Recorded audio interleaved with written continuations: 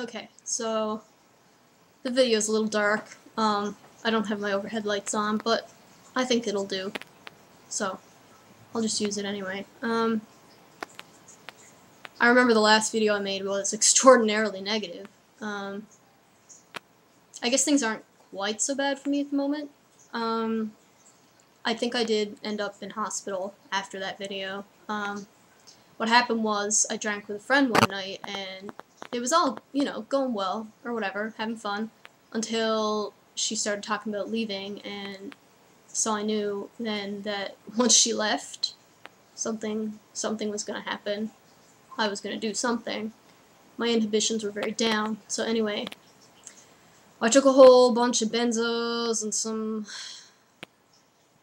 of my Seroquel, and of course I was drunk at the time, so I think I took a few Gravol too, to make sure I didn't throw up, I guess. But essentially I just went to bed, and I had known that the dose I took really wouldn't probably kill me, but I didn't even care. I just took as many downers as I could find, pretty much, and I just went to bed. That was really, really early Thursday morning. On Friday morning, my housing people came in. They were supposed to do an inspection, and they found me in the bed, and apparently I did not look well at all. So they got my social worker to come up to my house, and, well, her and one of the other housing people, and they basically took one look at me and were like, yeah, we think we should probably call 911. So they did that. Paramedics came. I had a really wonky EKG. My heart rate was really up. My blood pressure was up too at first. So basically I was really, really dehydrated. I had been dehydrating myself because of the eating disorder anyway, but then of course alcohol is a big dehydrator. So I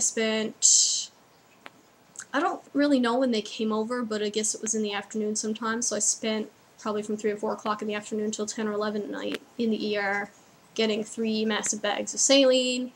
They did a repeat EKG, and that was fine.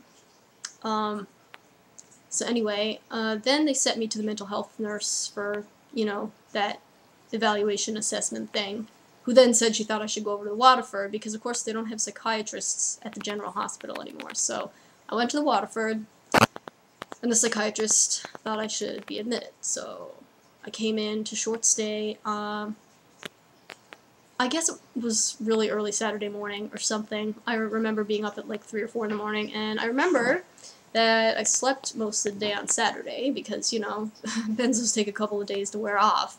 I had had so many, and I don't have a lot of memory of this period of time, in fact, because benzos apparently have this thing where you just don't form memories, most memories, while you're on them, like short-term memories, so of course you can't form the long-term ones because you don't form the short-term ones. So I remember bits and pieces of this myself. I remember enough, or was told enough, to construct the whole story for you now. So I spent, well, 5 days total in the psych assessment, psych short stay, which included a weekend. So really I only saw the professionals 3 days, and they upped my Seroquel, and they tried me on this other anti-anxiety med, which was supposed to be like Benadryl but milder, which it was. First, it made me really, first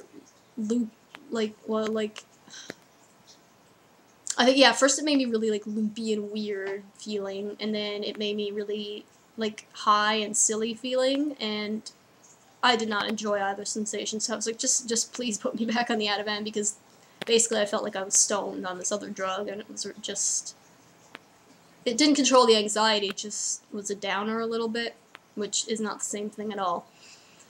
So I got out of the hospital then, and my suicidality was just awful in the weeks before that, and all this, and I was like, I need a way to not be suicidal, pretty much, so I'm back to the eating disorder, essentially.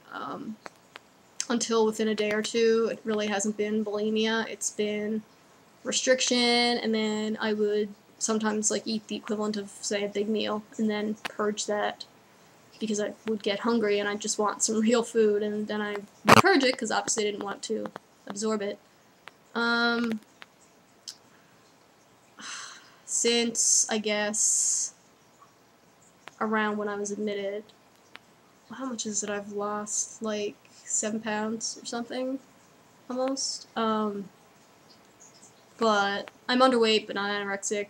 Again, I still have my period because I got it today. But, you know, I know that this is, it's one of those things that's just not going to stop, do you know what I mean? Like, because my mind is pretty much made up. Either I want real treatment in a place that can actually treat me, aka I want to go somewhere in the States, or I just want to be left alone, and I'm just going to continue doing what I'm doing. Those are, to me, my only, well, like, they really are the only two options when you're thinking about it logically. I mean, there really isn't, like, Homewood is a joke. Bellwood uses a 12-step method. I don't even believe in a higher power, so I mean, I'd probably be spending the whole time just working on that, which is bullshit. It's not anything about my eating disorder, and if I lose much more weight, they're probably just gonna say I can't go anyway, because I had a friend with anorexia who went there, and she was with her parents, and they looked her up and down, and they were like, put 5 pounds on her and bring her back. And I'm like, you didn't even weigh this girl, number one. And number two, if you would say something like that, you obviously don't treat real anorexia or anything anyway, so if I lose more weight, I don't trust them to treat me at all at this moment because of the program they use and because of what happened to my friend. Like, it's ridiculous. So, other than apparently there are a whole bunch of woods that do, you know, addictions and shit like that, but I mean, I did Emmanuel House. That's a program based on people with addictions, and I did that twice, and I mean, that was an amazing program, and I'm still not better. I did Hope, which is the intensive outpatient here. I did that twice, and obviously I'm relapsing again. Like, I need something more. What I need is something, because I know that once the ED stops and I start eating whatever, then I'm just going to get really suicidal again, and I need a place that can deal with that, and, like, has the individual therapy to help me with my issues. Homewood doesn't have individual therapy, which is the dumbest thing ever, because, I mean, I don't open up easily in a big, massive group. Like, I'm going to tell them a whole bunch of shit that they're probably going to judge me for. Like, no, I'm not going to do that. So, I want a place with kind of intense therapy work, but then also I need the eating disorder part, obviously. I was looking at places in the States. There were two that I liked. Mirasol was my first choice, actually, before I looked up Castlewood again. Mirasol has a lot of new sort of therapies, like a couple of alternative therapies. They have EMDR, they have neurofeedback, they have like a whole bunch of stuff that's new, but at the same time they also have classical stuff. They have a psychiatrist, therapy, nutrition, whatever, outings, you know, all that, you know, groups, all that normal stuff that comes with an ED place.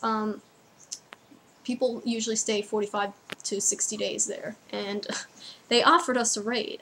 Since we were from Newfoundland, it's usually $1,000 a day, but she's like, for you from Newfoundland, you can have 900, and I'm like, yeah. I mean, it doesn't make a huge difference. It might to the government. The problem with Castlewood is that their rate is $1,100 a day. Their stay is 2 to 4 months, which I like better, and you get 4 therapy sessions a week. And a lot of the staff seems like really good, like it could handle my sort of issues, and there could be a therapist there who could actually work with me, and like I could actually get better. There are a lot of interesting groups at Castlewood. Their program, only 10 people in each program, and a lot of staff, so it's a very high staff-to-patient ratio, both. I really like the Castlewood, like the 4 therapy sessions a week. I also like that it's 2 to 4 months. Like, so, you know, if I went in having to gain a bit of weight, I'd probably be there, like, I don't know, 3 months instead of 90 days or something, right? Or maybe if I really needed the psychological help really badly, then they could keep me longer or something like that, right? But at Mirasol, it's basically 60 days and you're gone. Which, you know, I mean, 60 days is a decent amount of time, but, I mean, those people on intervention usually go away for 90 days. And a lot of the anorexics obviously go away for like 4 or 5 months, but they have to gain like a massive amount of weight, which I'm not anticipating I'm going to have to do. But see, the thing is, any of this planning stuff, it depends on I gotta talk to my psychiatrist on the 15th, so I get to talk to him in a little over a week. I'll bring him some Mirasol information and some Castlewood information.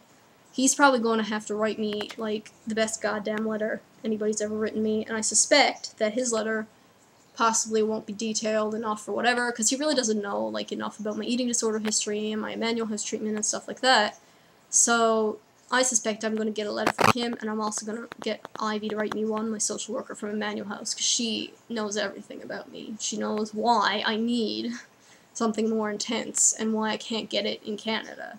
Like, really, she should be the one to write the letter, but I know they're not just going to take a social worker's word for it. They're going to want a psychiatrist involved in this if I'm going to get funding. So I'm anticipating having to get notes from both. And obviously, my general practitioner will be involved as well, because all these places require medical tests for your stability, and she's going to have to do them because the psychiatrist doesn't. So it's a long process, and if I even get the funding, I would say it's going to take at least a month or 2 months just to get anything started or like anything set up or whatever. Apparently, if you contact Mirasol and you have all the stuff in order within a week, they can get you in or something. I don't know about Castlewood wait times. I suspect it's longer because their program can be longer, and those are the only two I've really considered seriously. I've thought about Renfrew and Remuda and all the typical ones, but I don't like them for various reasons.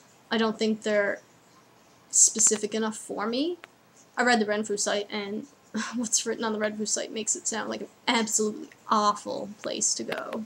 I mean, if I hadn't seen the Thin documentary with my own eyes, I would never have considered it based on that website. Brutal. And, I mean, I've heard a lot about Remuda, but it's like, they use a lot of tubes down there, which is something I disagree with. If I'm going to gain weight, just make me eat extra or drink a supplement. I'm not going to go on a tube at night and keep it in my face all day, every day, and have pictures taken of me with a feeding tube in my face. Like, that is not going to happen. Secondly, equine therapy. I'm a little bit scared of horses. I feel uncomfortable around them. I've not had a lot of experience with horses. I'm not interested in equine therapy at all.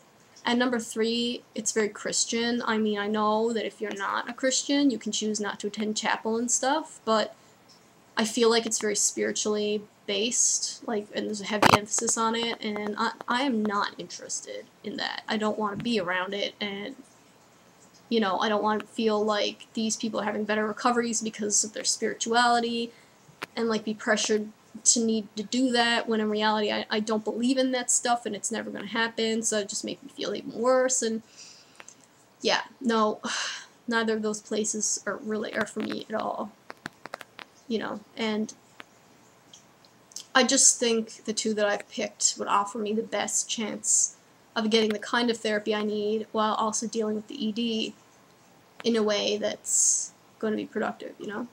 I mean, any place really can deal with the ED. Castlewood has levels. Mirasol doesn't really. Mirasol is a bit more of a holistic place. Everybody gets an individualized meal plan and all this stuff. They both accommodate vegetarianism, which, of course, I need, but Castlewood is a level system, which, you know, whatever, fine. I'm used to that. I mean, Homewood had one too. But, I don't know.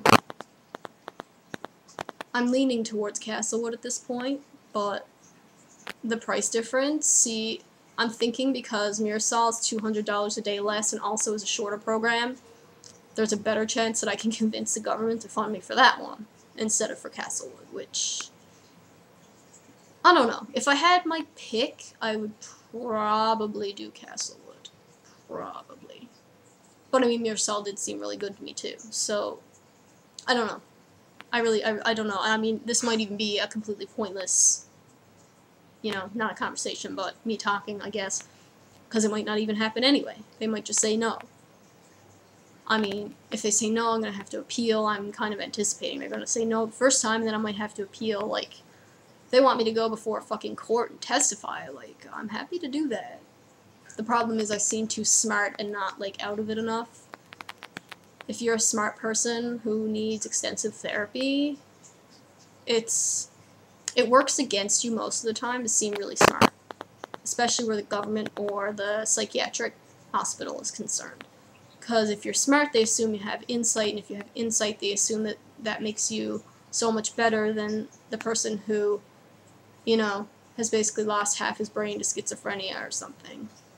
Which, we all know that's absurd, because there are a lot of people who are very intelligent and have very severe disorders, and just because they can talk well doesn't mean they're not sick. But, you know, people are biased, and that's the way it is, and I mean, I'm hoping that that's not going to be too much of an issue, but it might be. Because I don't know how any of this is going to work if it turns into an appeal situation. I mean, I don't know if they would appoint a lawyer. I don't know what. Like, I don't know what an appeal would look like, even. So I could be premature thinking law is even involved with it.